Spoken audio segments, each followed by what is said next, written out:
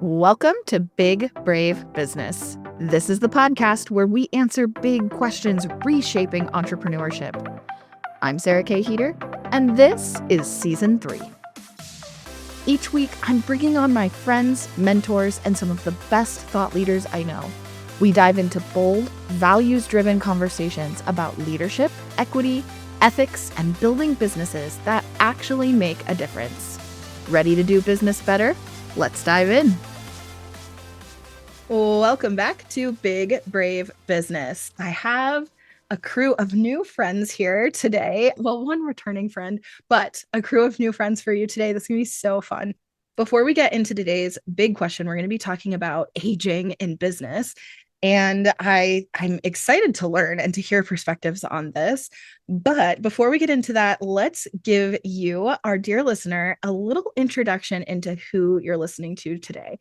So if you're brand new here, then you may not know. My name is Sarah. I am the host of this podcast, and I am the founder of Podfox Media, which is a podcast production and strategic consultation company. I'm Lisa, and I'm a speaker, a professional speaker, podcaster, coach, author, and activist. I'm Erika Alexander. I help people get out of their own way when it comes to their finances. Hi, Becky Mollenkamp. I'm a feminist business coach and a community builder, including the Feminist Podcasters Collective. And hello, I'm Andrea Nakayama. I'm a functional medicine nutritionist, founder of the Functional Nutrition Alliance, and a narrative medicine practitioner. Over 50. So many diverse focus areas for our businesses. I love this for us. It's going to be so interesting. So our big brave question today is, what unique challenges and opportunities exist for entrepreneurs over 50, and how can we reframe aging in business? I feel like an imposter because I just turned 50. So in full transparency, I turned 50 in February. So I'm new to the club. So I'm really excited to learn from everyone else who's maybe a little farther along. But I do feel like the more I'm like starting to sit into my 50s, I think it's going to be this decade of like finally releasing all the fucks and just saying like, once you're free from all of that, you become really unstoppable because there's no more. You don't worry about the pressure. You don't worry about the expectations. There's just none of that. It's just like, to me, it feels like I'm finally stepping into a lot of freedom. I'm 63, so I'm way over 50, not new to this group. And for me, I think it's a couple things. Sometimes I'm just tired. I don't have the energy level that I had when I was 50 or younger. And also because I've reinvented myself so many times, I have to re-educate how people see me, because sometimes they remember me as Lisa who had the marketing company. Sometimes they remember me as Lisa the musician.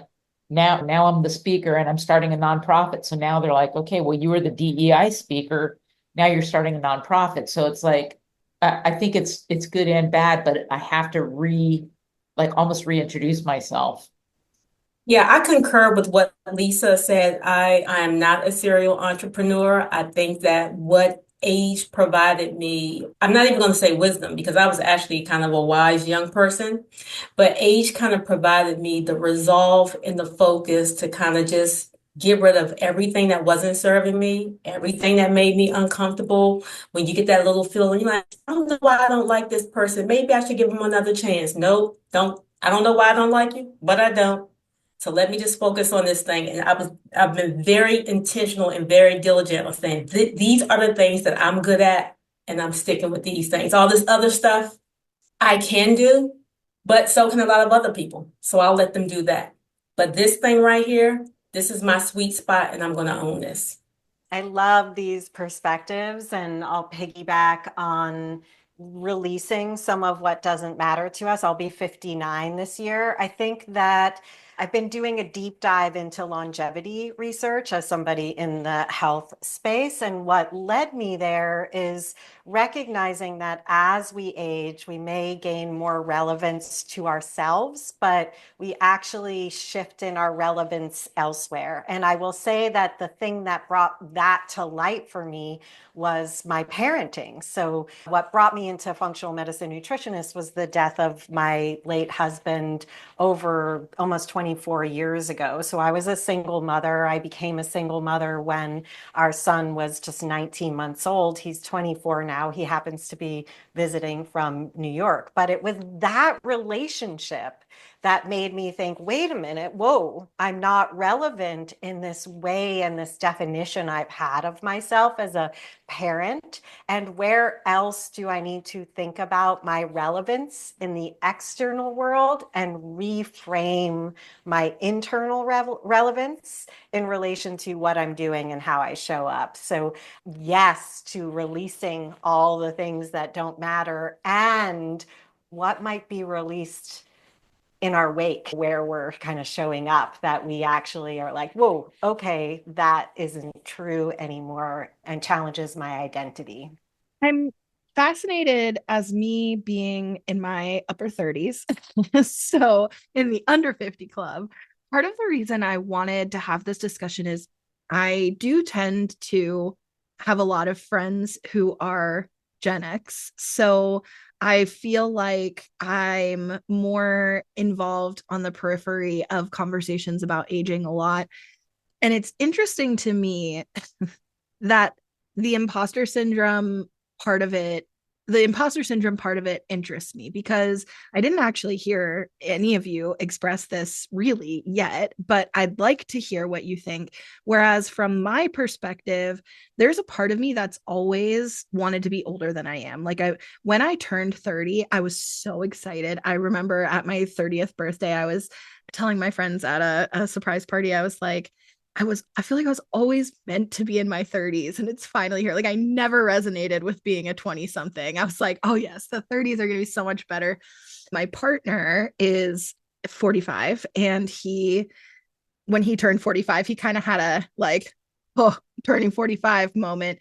And I said, wow, me at 45, I can't wait to meet her. Like that's how I feel when I'm in rooms networking with entrepreneurs. I feel like these, especially with women entrepreneurs, these women who are like so firmly grounded in who they are and how they take up space and then that how that influences them in business. I'm like, ooh, that's who I want to be. But I also noticed that in a lot of rooms and at the front of the room, in events, the speaker lineup, just like every industry, it's like there is especially for women, there's like a put out to pasture date, which is also really messed up. So, anyways, I think it's interesting to kind of hear, it would be interesting to kind of hear from you how that has felt are you just finding different rooms? Do you take up space differently in those rooms? How do you feel? I'd like to start. I am a speaker, and I do see, yes, that it depends on the industry, I think, but I don't experience speakers being put out to pasture, female speakers being put out to pasture. Quite the contrary, actually, because in speaking, which isn't to say that newer speakers or younger speakers aren't good, but if you've been speaking for a while, you're probably been there, done that, seen everything. And I think that it gives you an advantage over someone who maybe hasn't done that. And as far as in the entrepreneurial world, I other than the very young entrepreneurs that I see, I feel like I don't ever look at myself and go, dang, I'm old. I think I can kind of run with I don't want to say run with the kids, but I don't ever look at myself and go, okay, they're 30, they're 40, they're 50, I'm 60. I mean, when I'm working out, yes, that's a whole different story. But in business, I just look at it as I know a lot of people, I have a lot of experience. I've been here, I've done this before, I know how to do it. So there's nothing that really is a surprise to me anymore. Now, when I see the younger entrepreneurs, I'm like, man, I wish I would have started when I was really young. But that's the only time that I can recall saying age was a really major factor for me. I'm speaking for myself. I love what you're talking about, Lisa, with perspective, because I think that's whether we call it wisdom or perspective, we do have the perspective of the experience and all we bring to the table and all that we've learned along the way. I'm in a situation where I was an accidental entrepreneur, sold my business, and it's sold twice now. So I'm in an industry where there's private equity and I'm still holding my business vision and mission at a scale that I do feel, I'm sorry to say, the impact of being an older female, because there are no other older females in the room, honestly. So there are older males, but there aren't older females. So it's really interesting in terms of like where we sit. And I don't think I would feel it like, I think I would feel more like what you're saying, Lisa, if I was in a self-defined room where I was an entrepreneur who was owning my own business and moving forward from that place. Yeah, there's definitely a lot more freedom in my industry because not all speakers speak about the same thing. Correct. And not all Yeah. speakers have the same strengths and weaknesses. So our box that we get to play in is way bigger than the box that you get to play in. Those boxes. Don't want to be in those boxes. The online, I think, Sarah, because you and I maybe hang out in the online kind of entrepreneurial space. I'm not sure about everyone else, but that space does to me feel often I'm in rooms where I'm like, whoa, especially when it's often very girl bossy, which is like those sort of 30 somethings that are like, I'm going to take over the world and whatever. But, and in those spaces, sometimes I do feel old, and not in a bad way, just like it's a noticeable, oh, I'm older than a lot of people in this space, which can sometimes also mean like when you're in a networking space, there's differences in your reference points and your understandings and what you bond over. I happen to be somebody who's older and had a child later, so I do have a younger kid. So there's sometimes that bonding thing, but like I even notice it with my kids, friends' parents, where we're easily a decade older than all of them. And that's like a place where I notice it as well. So it's noticeable. But what I'm like easing into and enjoying really is like entering my crone era where I get to be the wise one in the room. And the younger women in the room, there is a thing that starts to happen where people will maybe not turn to me to ask me about what's the cool new tool I'm using, like, because maybe they assume, rightly so often, but not always, that I may not be as up to date on some of those tech trends or whatever. But they are looking to me to ask questions about longevity and sustainability and how to balance things and things like that that maybe are newer for them or things they're thinking about into the future. And I don't find that offensive. I find it really exciting. Like that's that part of like the opportunity of getting to say, maybe I don't get to be the one who's like the cool kid in the room anymore. And not to say that all older folks can't be. Like there are many women who come to the room who are in their 60s where I'm like, damn, I wish I was as cool as you. But for that space that we get to occupy or how we are perceived, I'm probably not that person anymore, but I get to be the one that people are turning to. And as a coach, that's really good. That's powerful. I think there's something about feeling settled at a certain point in your life where you don't feel like you're constantly chasing something that's going to help identify you or illuminate you or elevate you. And I think that sort of self-assuredness, it can really break down the walls between you and other genders, age, generations, and things of that nature. So although I do feel old, now I'm not saying that I don't feel old, but I'm saying that the self-assuredness that I have due to my age, having lived through so many cycles and so many economic downturns and twists and turns and relationships coming and going, I have that sort of self-assuredness that I understand the benefits of youth, but I actually like it on this side. And I think that draws younger people to me because it's something about that self-assuredness or that sort of, oh, girl, I know it seems like it's a big deal right now, but honey, about 3 years, you're going to forget this even happened. Something about bringing that sort of wisdom and experience to rooms makes other people feel like, okay, yeah, this is challenging. I didn't think about this, but look at all these other women who have survived whatever they have survived. That gives me some hope that I'll survive too. Love that. I love all of these perspectives. And I think Becky, you described these rooms kind of created by a lot of the kind of online entrepreneur folks as girl boss culture. And Erika, you mentioned like 30 somethings, especially like that chase, the chase. I feel that so much. And I think that, and I could even say 30s and 40s, because I'm just thinking about like my client group, my peer group, et cetera. And I think that it's interesting. That's part of the part of me that craves like, oh, I can't wait to meet her. The version of me that's older is like, oh man, imagine not feeling like you have to chase this false narrative of what you're supposed to want. I think that sounds so appealing. And I'm trying to, and that's a big part of what we do on Big Brave Business, right? Is like trying to help read between the lines. Exactly. You, Becky put in the chat, you can do it now. Yeah. Like trying to read between the lines of the messaging that's in that online entrepreneur space of the chase and the girl bossy and the hustle culture that just looks different, just pink branded, whatever it is. Like, how do we read between the lines to take the wisdom that's there? But and what I've found for myself is that when I'm in physical rooms with more age diversity than is necessarily happening on like Instagram or threads, right? Then I find myself thinking things like, now this is real business. These are people doing real business.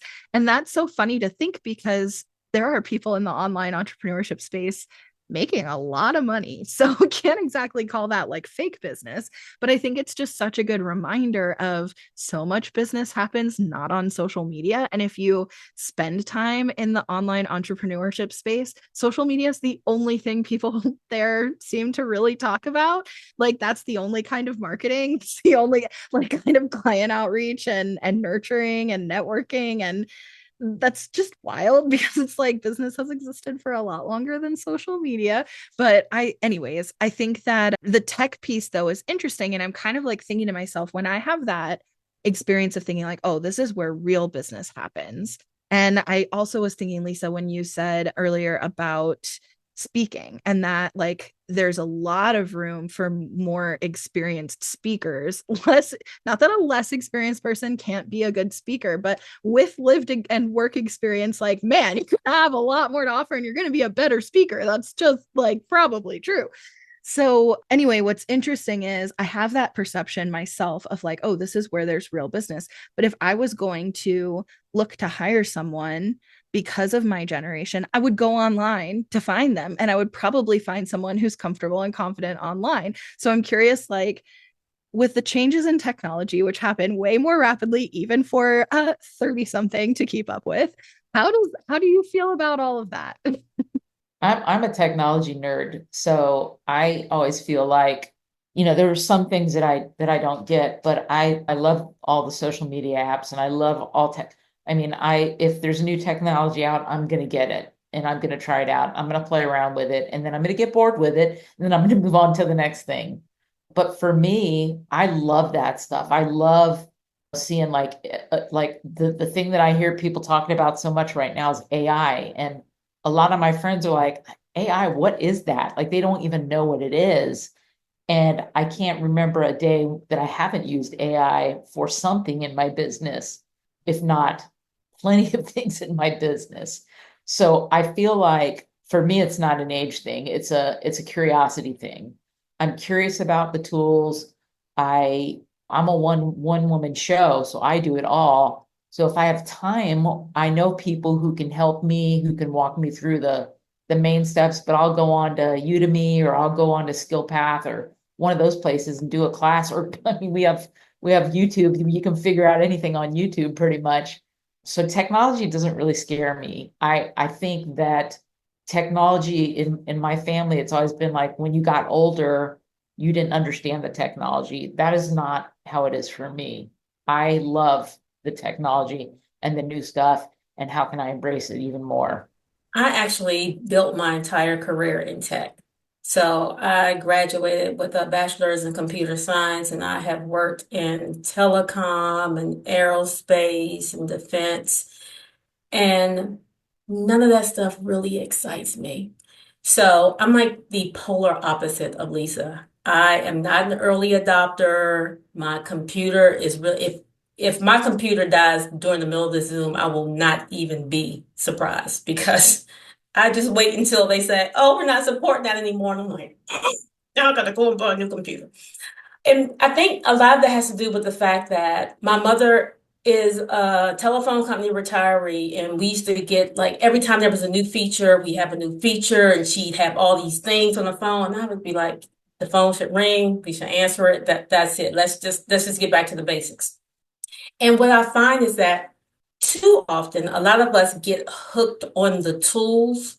So because I do financial coaching and I tell people about, oh, well, you need to have a budget, you need to have a strategy and a plan, and let's go over this. And they always say, well, should I use this? Should I use this app or should I use this app? And I'm like, a Corvette and an SUV will get you from Phoenix to San Diego. However you want to do it, do it. But let's not get too fixated on the vehicle. Let's get more intentional about the strategy and the commitment we're making to ourselves. And so while I have an appreciation for tech, of course, I do feel like we are losing a lot of like really critical communication skills because of technology. And I posted something on my social media the other day that said, when I was in school, the plural for index was indices. When did that change? And just to see everyone's feedback in that thread about, really? Oh, I've been saying indexes forever. I grew up saying indexes. And then, of course, people I went to school with were like, oh, not indexes. That's not a real thing. And then, of course, people talking about, oh, teachers in my thread. Oh my gosh, I have to get on my students about this. So in utilizing technology, the thing that makes me most fearful, even with social media and everything, is us being able to really connect with communication in a way that everyone feels comfortable. And so that's the only concern I have about technology. And just to Lisa's point, I was actually working a data summit a couple of weeks ago. So a data and AI summit. So while I love everything that technology offers, it's concerning to me that it is not necessarily building all of the bridges I think that we could be building. And in some aspects, it's really burning bridges. Yeah, I love that, Erica. I'm going to hop in as an early adopter of an online business. So my business has always been online, and we built our whole learning management system. I've brought nearly 9,000 students through our curriculum now before LMSs or learning management systems existed online. They didn't exist. Now they're out of the box. People can buy them. And there's the way we handle our audience. So how do we use a CRM to nurture our leads? There's all the different things. I will say the technology doesn't scare me in learning it, but as somebody my age, I am not as comfortable using social media in the ways that younger generations might use social media. I don't want to be, I'm on camera enough. I'm teaching enough. I'm in front of people enough. I don't also want to be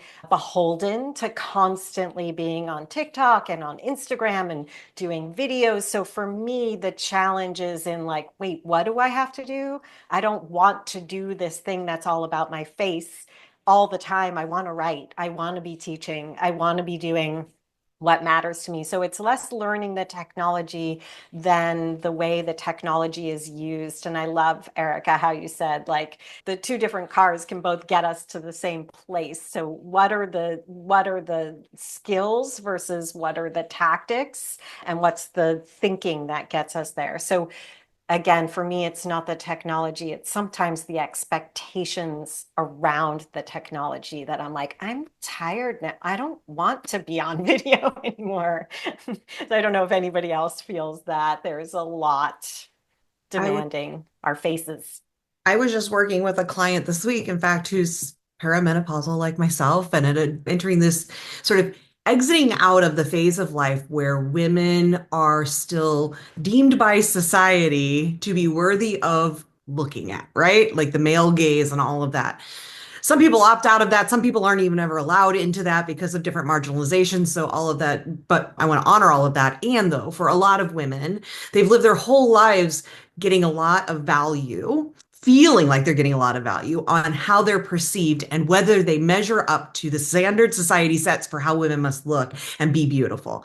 And as you sort of exit that phase of your life, because the male gaze no longer appreciates anyone over 40, really, let's say 50, right? You exit out of that. That's that sort of being put out to pasture, I think maybe Sarah's talking about, where it's like after a certain age, you no longer are kind of allowed to participate in what society views as beautiful. And I deal with clients a lot who are sort of making that transition. And depending on the amount or degree of their self-worth that they have previously gotten from how they've been perceived, that can be really challenging, right? And I don't know that it's always talked about. And I think it's lovely that so many of us are at this place where we have a lot more self-acceptance, like you were talking about, Erika, and maybe aren't feeling that. But that is a real reality for a lot of people. And I understand it too, where it's like having to be on camera, on Instagram or YouTube or any of the places where you feel like very often the voices that are getting the most attention are the women who are showing up. They're usually white, they're thin, they're blonde, they're young, right? They have a beautiful home, great lighting, all that. And it can be really, that can be a barrier for a lot of people to say, how do I show up and be myself? I'm proud of myself. I love myself. And are people going to watch this? Am I going to get eyes? Is there going to be the attention? Can I even sort of compete amongst what is now really deemed to be worthy of the scroll stop on Instagram or on YouTube? And that's hard. It stops a lot of people from showing up. And that's a really difficult thing to sort of wrestle with. And I have found that it often shuts women down where they start to think, why can't I get my butt in gear and make some content? I know I need to. And when we do just a little more exploration, we uncover some of those layers to find out like there's all of this other stuff at play. It's not just because you don't have time or you're lazy or the other it's like, oh, every time I show up and put my face out there, I kind of have to contend with this realization that I'm exiting that phase of my life and into this new phase. And that's hard. I want to offer us a different viewpoint. First of all, I think you're right, but I also think that for me, I mean, I don't like. Sometimes I am dressed up when I'm online, but a lot of times this is what you get, and I do a lot of video, and I feel like for me, I think it's important to be, and I hate to say the word authentic because I feel like it's a catchword anymore, but I feel like there are all those, like you were talking about, Becky, the blonde, thin women with the perfect lighting, the beautiful house and all that. I'm not blonde. I'm not thin. I don't have I mean, I think my house is nice, but I think that I don't want to look like everyone else. So for me, this is what I look like. I mean, this is 90% of the time what I look like when I'm not speaking on stage. I'm in gym clothes and my hair's crazy. So I have a ball cap on because I want to be nice to other people and they don't have to look at my hair. But I think that for me, I'm no makeup. I don't have a ring light on me right now. I don't, when Sarah was saying, oh yeah, we're recording, I'm like, all right, well, that's fine. I just think for me, I'm kind of in that I don't give a shit phase. And I'm also in the phase of this is who I am. If you're going to hire me, if you're going to connect with me, if you're going to listen to what I have to say, then I want you to be getting the real me. And so for me, while I understand exactly what you're saying, Becky, and agree with it 100%, I don't think it's that way for me. I love this, and I completely agree and relate to the buzzword authenticity, but I do completely relate to like I show up how I am. And I actually think entrepreneurship has really helped me own that. I'm sure age has also been a factor. I've been in business for 6 years, almost 6 years. So the timing of me being more accepting of myself isn't necessarily just linked to my experience in business. It probably would also have happened anyway to a certain degree. But the amount of time I spend on Zoom, frankly, has made me so much more comfortable just showing up as myself. Now, I do find for myself, like, YouTube is harder because YouTube feels more like stage prep. Like, how would I show up to be on stage? And that's like a mental thing I think I'm still working on. Stories feels like Zoom. YouTube feels like stage. Like, oh, that's going to be immortalized. Like, I should care about how I look. I don't know. But so that's kind of funny. But I kind of had this realization listening to you all talking about kind of the tech piece. Erika had put in the chat while someone else was speaking, she probably should have mentioned that she earned her master's completely online. And between that and all of the other things you all shared, especially Andrea talking about before learning software was available and like online digital courses were not like really a thing and you were teaching online. I think that one thing that's interesting to me is considering the fact that Gen X and those of you that are maybe more on the cusp of like Gen X and Boomer, so maybe identifying both with both a little bit.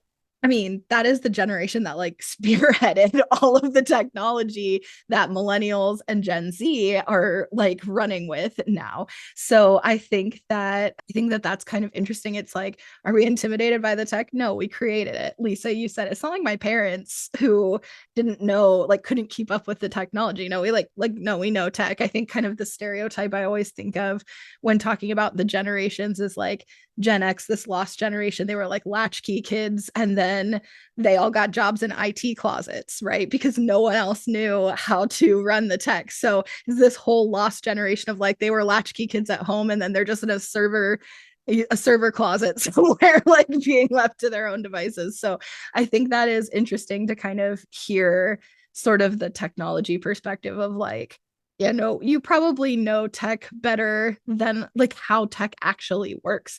The adoption of AI, especially that Lisa and Erika talked about, like you're probably more comfortable with that than even some younger generations are, because how that tech actually works would be something that would make more sense in your generation, which is interesting. Okay, so I am curious. One of the things you said, Andrea, and this is like something that really matters a lot to me with my own goals. I want to build a business I can sell. That's something that is really interesting and important to me. Once that idea was introduced to me, it was from a woman who was talking about how, as a business broker, she noticed that all the people buying and selling businesses were old white dudes. And she was like, I know there's a lot more diverse business owners, but they're not selling their business and they're not looking to buy businesses at the nearly the same degree. Like, I mean, it's a fraction. And Andrea, you specifically said, I'm the only one in the room, right? Like that's, so I'm curious, why do you think, first of all, like, do you feel like other people, especially not men, in your age demographic, like what is their perception of entrepreneurship compared to kind of standard 9 to 5 work? And for those who do have businesses, why aren't they selling them? Ooh, such good questions. And I love the conversations we're having. I think there's so much richness to who we understand ourselves to be and how we come more into our own, but then also the world and the reflection that we sit in the world. And like I said, it was that experience with my son growing up and being an adult that made me go, oh shit, I'm in my fourth act here. This is a fourth act. Like, this is not this phase or this phase or this phase. This is this phase, right? And it was that in particular that made me really come to terms with the reflection that brings me to being an older woman or whatever that means. I just want to say one other thing that kind of leads me to the business piece is that if you listen to a podcast like Wiser Than Me, those were women who paved the way for us. But as a generation, a lot of us are holding situations that not a lot of women before us held, where we are being all the things. We were if we were parents, if we were parents or our parents, we did that, we did this, we did the business too, we were entrepreneurs. And so it isn't just the people who paved the way and the few and far between. It is all of us. We all sat and sit in these roles of being a lot of things to a lot of people. And so I think there's a new reckoning that women our age are coming to in leading the way. So that leads me, Sarah, in a long-winded way, to answering your question. I do think more businesses are started by women every year than men from the research that I've done, and that fewer women make it to the seven-figure mark, and then fewer are bought or sold after that. I recognize that selling your business is a goal for a lot of us. And I will say there are blessings and curses to it. I feel very blessed in a lot of ways for the growth I've been able to experience. And it is very hard because it enters into a very male dominated world.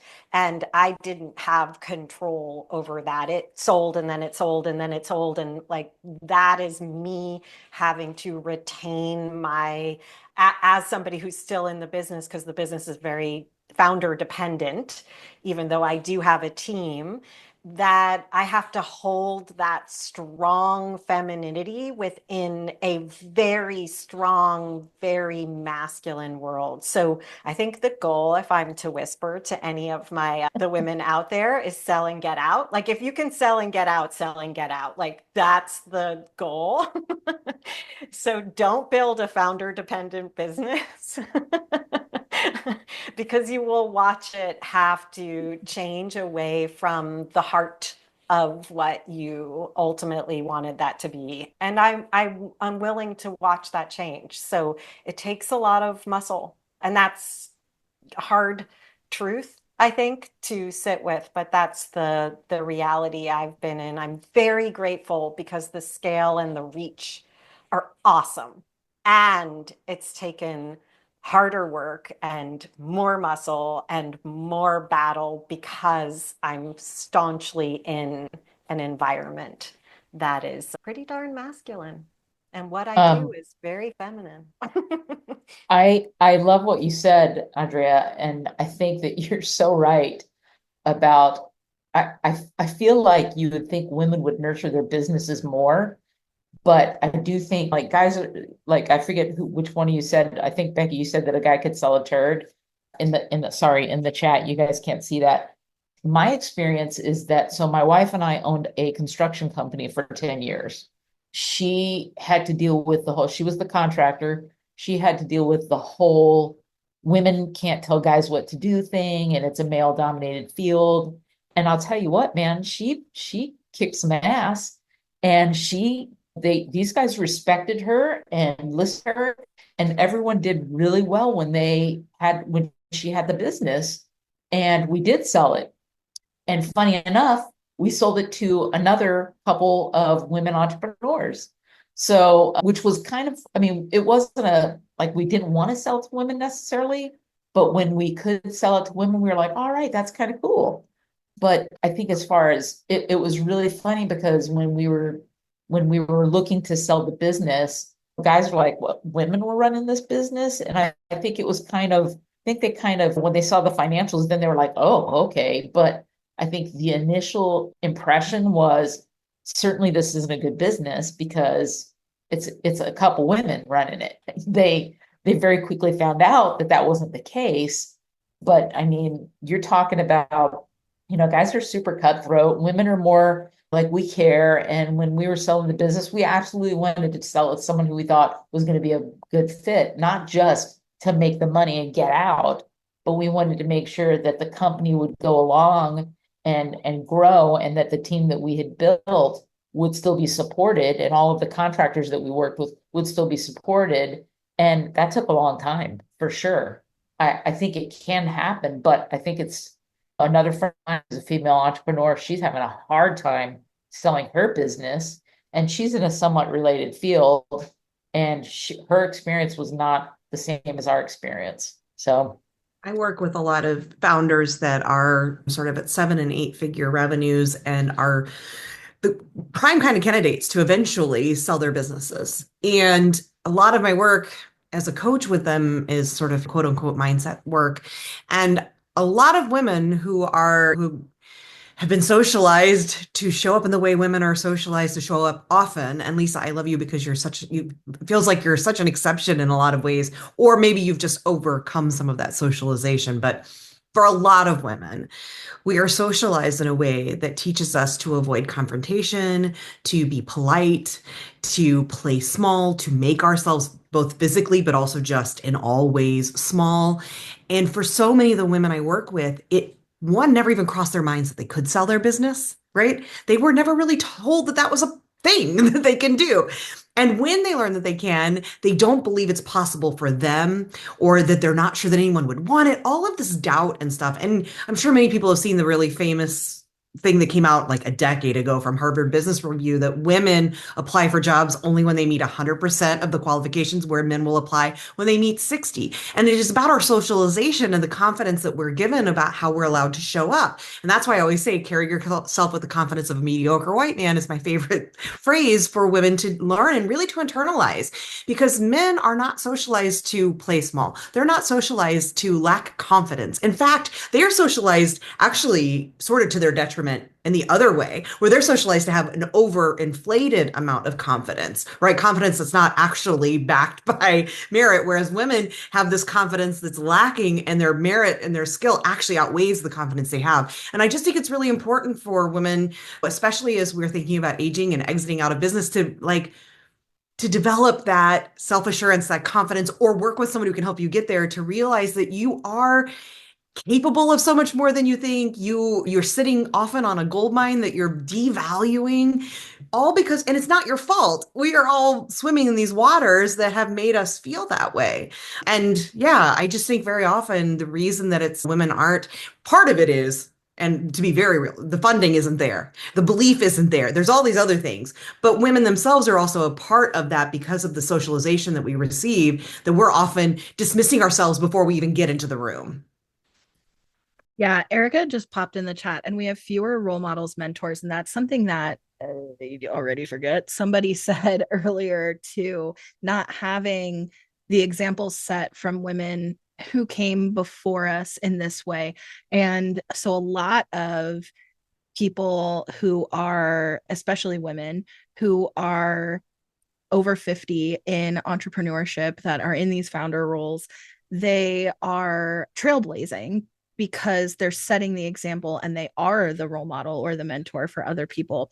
And they're trying to adapt male role model and mentorship to make sense to them, or previous generations to make sense to them and to their reality. And so I'm curious, kind of related to that, one thing that was interesting for me choosing to pursue entrepreneurship, I exited my kind of 9 to 5 life and started my own business.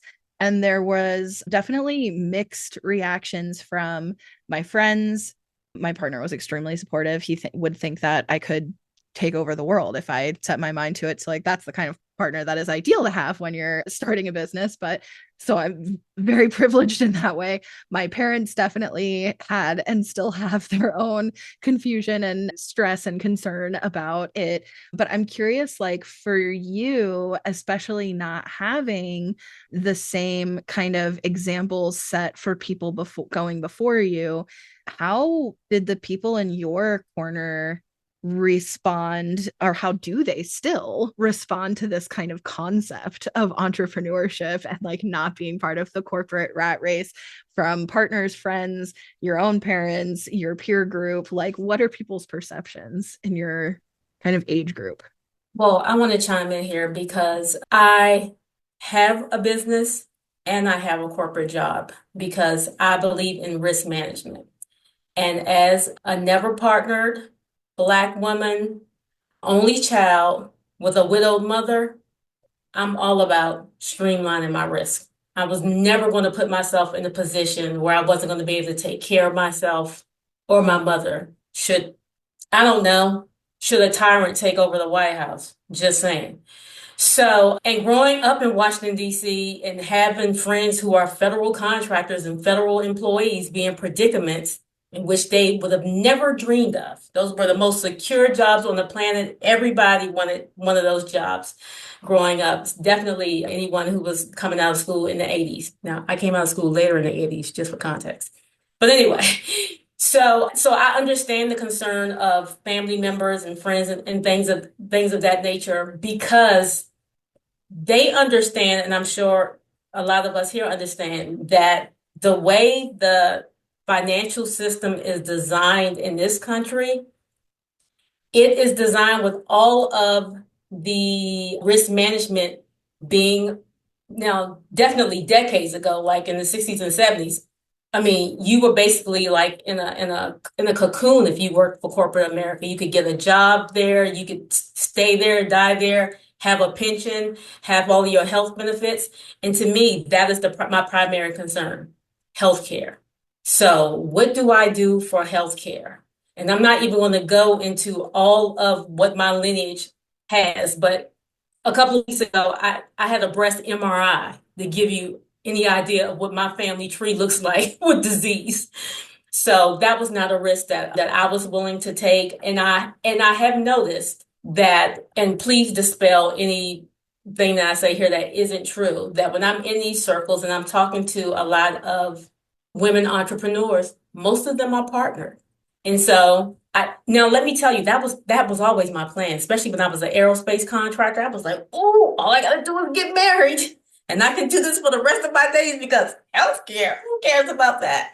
And then the closer I got to 40, my health insurance, I was paying for health insurance out of pocket. And I was like, well, all the benefits of contracting are evaporating, so I may as well go and be a corporate job, and that way I get 401k matching and cheaper healthcare, all of those things. But if I did not need healthcare, I would be a full-time entrepreneur. And I've had this conversation with several people before. And I'm just going to piggyback there because I think that's so right on, Erika. And I was not partnered, and making that leap was huge for me. And I did, to your point, Sarah, feel like I needed some assurance, not financial assurance, but my mom saying to me, I believe you can make anything you want happen. So if you need to make this leap, make this leap. And as I grew my business to a point of even having 25 employees, I didn't pay myself enough all those years. So the benefit of selling my business was that I finally got paid and finally got insurance that I wasn't paying for out of pocket. I remember when my son was in high school and I could finally, because I sold my business, get his deviated septum fixed so he could breathe, because I was paying for insurance out of pocket, but that didn't mean as an entrepreneur I could do things because I didn't have the backing of a partner. So I hear you, Erika and Sarah, to the point of like somebody just giving you a thumbs up. Like I didn't really need my parents' thumbs up at that point, but there was something about my mom saying that to me when I was making a leap out of corporate creative. Like I worked in book publishing, so I was in a creative field, and it was an established career. It was hard to leave that to say, I'm going to start on my own as a single parent. I had to do lots of stockpiling, get my finances in order, to know that there was going to be a building time, and I didn't know what was going to happen. It was a huge risk. Well, I think you asked also about just sort of how people reacted to becoming an entrepreneur. And one of the things I'll say is like that my parents' generation, the baby boomers that are still that are in my life, just don't get it. My mother-in-law, my mother, and I love them, but a lot of the people of that generation really sort of think I sit around and I'm just home and relaxing, and they can't understand why I wouldn't have time to get the house clean, or why I can't just drop in the middle of the day and go to lunch with them, or why I can't go pick up my phone every second they call me. And like, they just don't get it. I don't think they understand entrepreneurship. It wasn't an option. It's just something they just don't get. What I found in my own generation, Gen Xers, is often they understand it, but they would never do it themselves. It's too scary. I can't believe you do that. There's no stability, all of that. When it's interesting to me because I've lived through corporate layoffs and I've seen my friends I'm like, there's really no stability anywhere anymore. I understand when baby boomers say it to me because that was a different time. It was more stable. But Gen Xers, I find overwhelmingly often are like the ones who aren't entrepreneurs themselves. It's too scary for them. Why I love being in rooms with millennials and even younger, like despite all of our differences, is the one thing I do love is they are not risk averse. They get it. They don't ever think that any corporate entity is going to care for them. Like they just know. They've been raised in a very different time where it was like corporate America sucks. No one else is going to take care of you. You got to take care of yourself. If that means I leave a job after a week because it sucks, or I stick around for a year and I'm going to the next thing, or I make it my own, or I do both, like they just imagine the world in such a different way that I feel like as Gen Xer who is an entrepreneur, I kind of get it in a way that I think some of my peers who aren't entrepreneurs can't quite understand. And I think that's some of the conflict we see in corporate America, where Gen Xers think those folks are fickle or lazy or whatever the thing is. And I'm like, no, I get it. It's because they've lived through different times than you, and they don't trust anyone, and they shouldn't. So anyway, I've noticed very different reactions from people based on age. Yeah, I feel like having like a trade makes it easier for people to conceptualize. I think, Becky, you specifically mentioned like coaching several times, and Andrea even talking about teaching online. I think like there's some, and Erika learning online. I think there's something that for previous generations, that's really a lot harder to conceptualize than, Lisa, you mentioned like a construction company. That I think it's easier for like boomer and prior to conceptualize like small business has always been a backbone in America. If you're like running a hardware store, or you're a plumber, or you're an electrician, like, okay, those we can conceptualize, but saying like, I'm a business coach, I like take calls and coach people on their mindset is confusing. And like for me, that's been interesting because I would say what I do is a trade. I help people launch, grow, and monetize podcasts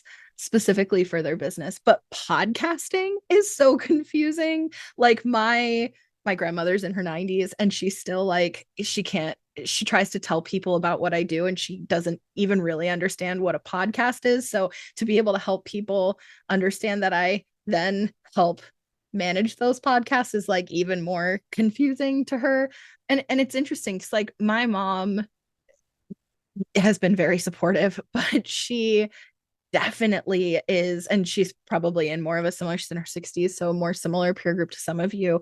She is nervous. She's definitely been taught that same lie of corporate jobs or 9 to 5s that's supposed to be secure, but she also watched me get laid off. She watched that happen, right? And so I think, and now for the past almost 6 years, she's watched me make significantly more money from my own business than I ever made. And yeah, I have clients turnover, but when one client turns over, it's not the end of my business. Whereas when you have a 9 to 5 and that ends, I mean, yes, I had a partner who was very emotionally supportive, but he was a grad student working part-time at a movie theater. She was not financially funding our life. I was like, so, and we had 3 kids at home, right? So that was way bigger risk, but that's not what we're taught by society, right? Like, especially past generations. And I think it'll be interesting to see, to some of your points, how that continues to evolve with not just millennials, but Gen Z and Gen Alpha, because I think that, yes, not only do they not trust people, but like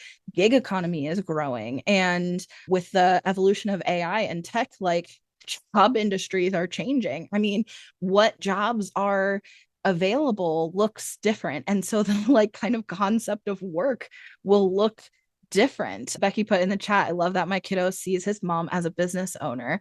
Part of her plan is to continue, or is to create a better white man. Ooh, that's like a whole other conversation. But yes, I agree. I hope that my kids seeing me pursue entrepreneurship and create stability in a way, and financial security for our family, and legacy money for our family that my family has never known, that our family has never known on either side. I hope that that's a lesson that teaches them a lot of things that are different about leaving systems of abuse and oppression that exist so heavily in the corporate capitalist machine. I hope that that helps set that example for them, instead of this concept of like, you need to have a job situation that is built on the back of slavery, the concept of slavery. I hope that it would discourage them from feeling like they need to stay, right? So yeah, I love that. I could talk to you all day. This has been so interesting and inspiring and fun. And for anyone listening who wants to connect with anybody on this call, because of course you do, our information, our full bio and links to connect with us, because we use tech, are all in the description of the episode. Thank you so much for being here, especially some of you were willing to hop in kind of last minute. We just met, found out about each other. I told you about this, and I'm just so glad that you're here. So thank you for that. And for those of you who planned on being here, we'd already connected. I appreciate you just as much. So thank you. And for you listening, thank you for being here too. And I hope we'll see you right here next week.